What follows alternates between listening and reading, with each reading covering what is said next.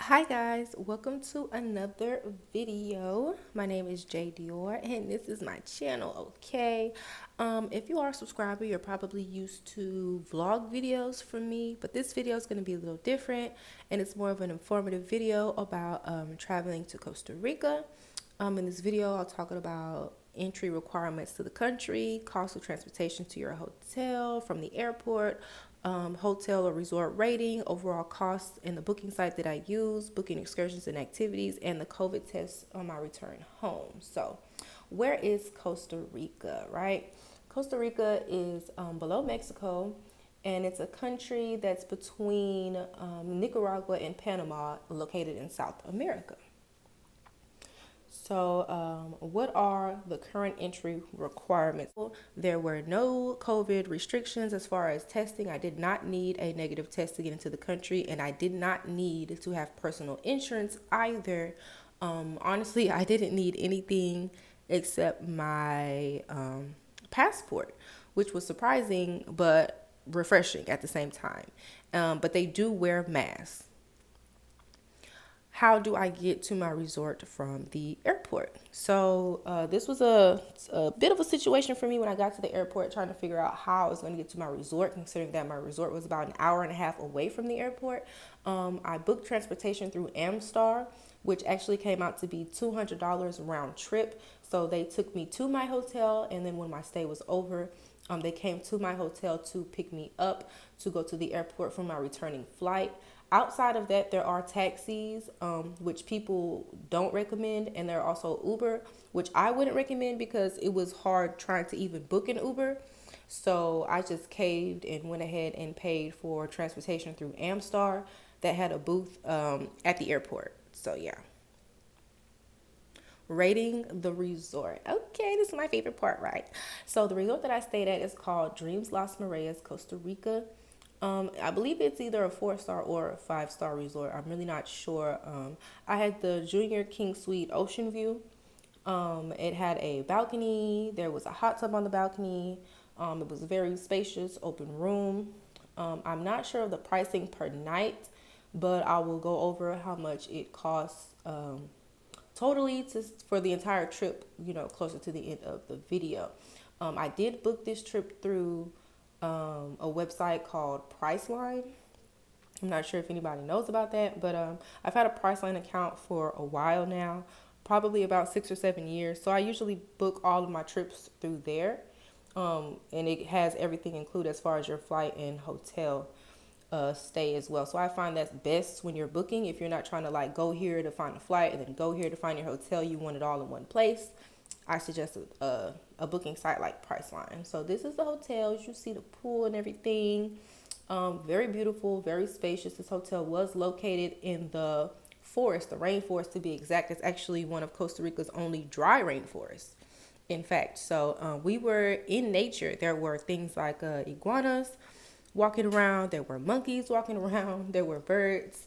So this hotel was literally beautiful. And you got to be at a resort but feel like you were in Costa Rica in nature at the same time, which I really, really loved about this resort. There were families there as well as couples and things like that. It's a family friendly resort. It's not couples only or adults only or anything like that, but they do a good job at giving adults a place to be as well as like your kids and stuff like that. They have like separate areas for them as well. They had a daycare on site. They have pools that are like the upper pools, which are more for kids and families, and the lower pools are more for adults and couples. So I actually liked that, and they had like room at the resort for all of us. So I didn't feel like there were kids running around or bothering me or anything. I rarely even saw them, to be honest, but they were at the resort. So they do a good job of giving you the best of both worlds, really. And so this hotel had perfect easy beach access. So you'll see as I'm walking, the pools as you walk out lead right to the ocean. And there's an iguana. Okay, I told you about the wildlife. They were everywhere, honey. But as you can see, there's the ocean right there from the pool. So you can be chilling in the pool, chilling in the hot tub, and looking right at the ocean. So this was really great. It is a beautiful resort. I've actually stayed in two other resorts by the same company, one in Jamaica and one in Cancun. and they are all to this standard of luxury, and I like that. And they also don't have wristbands or anything of that nature, because everybody's basically like VIP when you're there. Everybody's VIP, so you don't need wristbands to designate who got VIP access, who doesn't. Everyone is allotted the same amount of luxuries. So I really loved that about this resort. So as you can see, you come straight out and you can walk right to the beach. And it's like a private inland beach. If I don't know if I'm saying that right. It's like a private area. So it comes in, and we're the only hotel sitting right on that beach. This whole beach, the only hotel there. So it was like private and exclusive in a sense as well. And it was very beautiful, as you can see. So yeah, what does all-inclusive mean? So this was an all-inclusive resort, and that goes as far as your drinks and your food. Anytime you want a drink or something to eat, you do not have to pay for it. It is already included in the price that you paid when you booked your stay. So I know a lot of people are hesitant about resort foods, and sometimes people say that resort foods, especially all-inclusive food, is not that great. But I would say at this resort, it was amazing. The food was great. And at every resort by this company that I have ever stayed at, the food has been great, no matter where I ate at. It was especially at the restaurants at the resort that I say the food was the best. So, I didn't have any complaints as far as the food. Okay, I ate good. I took full advantage of the all-inclusive, honey, and went as far as to ordering like several things on the menu at a time when I was eating.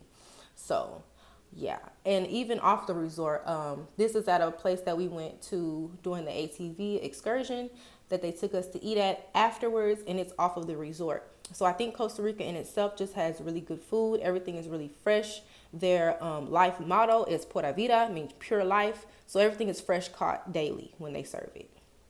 Excursions are not included, honey, okay? So let's talk about that.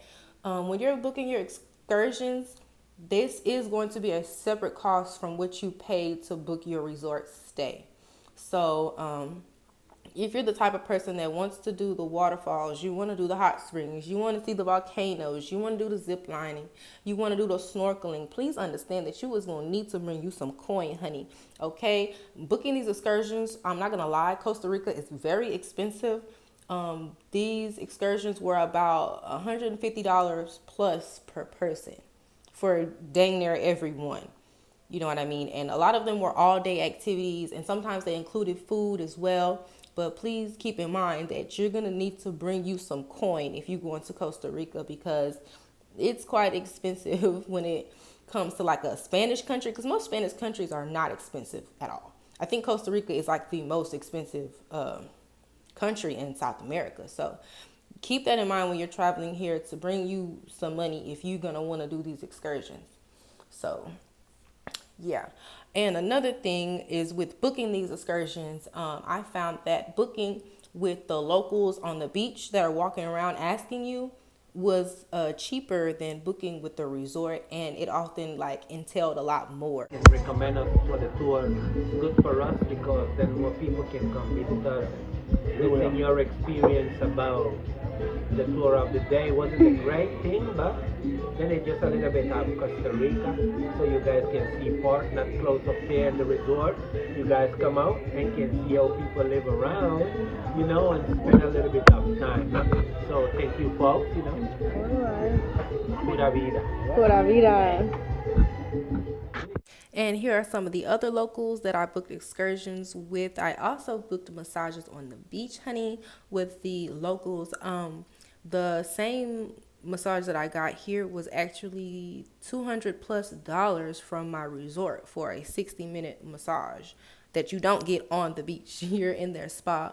This I actually got on the beach for $60 for 1 hour.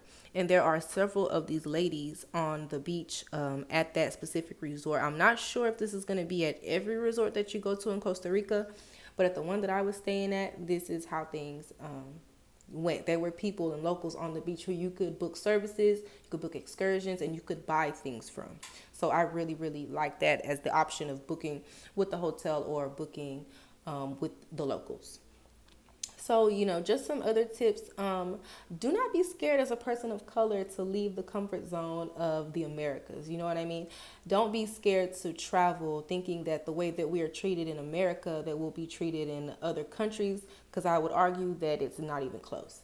I personally have only been to countries where the people are black and or brown.